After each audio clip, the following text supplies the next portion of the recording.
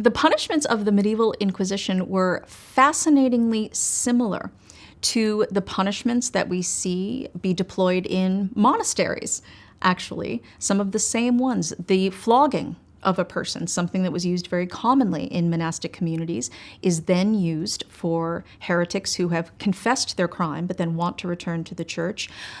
This included public beating, by the way. Heretics could be flogged at a church during Mass as part of a procession, again, very much part of a welcoming back into the community. They could do fasts, they could do prayers. That is a sort of exaggeration of what any sinner might do after having confessed a sin.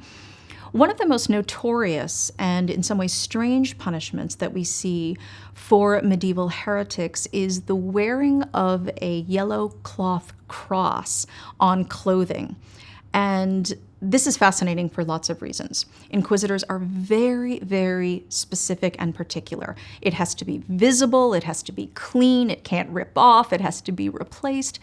And this seems to harken back to a couple of interrelated things. It harkens back to the idea that religiously different people wear different clothing in the Middle Ages, that is monastic habits, distinct monastic habits. It also is harkening back more specifically to the idea of the crusader, who is marked with a cross to go fight as a penitent. And what's interesting is that it's the wearing of crosses that former heretics seem to be especially vexed by. And the reason why is because it prevents them from being welcomed back into their communities. That is, we know that people who wore these crosses could be excluded.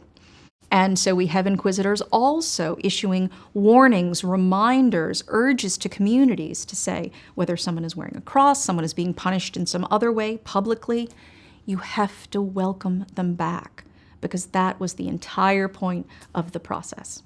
Any other gory ones? Spanish Inquisition?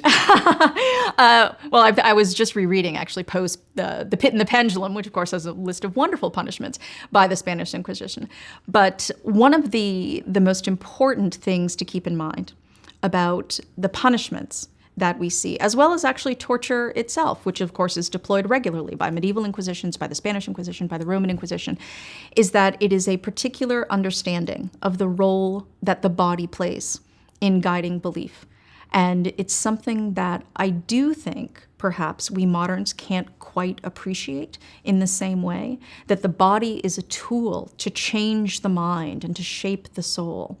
And so we don't actually see a lot of gory punishments. That's something that I think is credited perhaps more to the Black Legend of the Spanish Inquisition, credited to someone like Poe and the Pit and the Pendulum. But we do absolutely have this sense that, as inquisitors will say, that pain brings understanding. It brings understanding before one has confessed to heresy. After one has confessed to heresy, pain is what helps the soul recuperate and atone for the sin of heresy.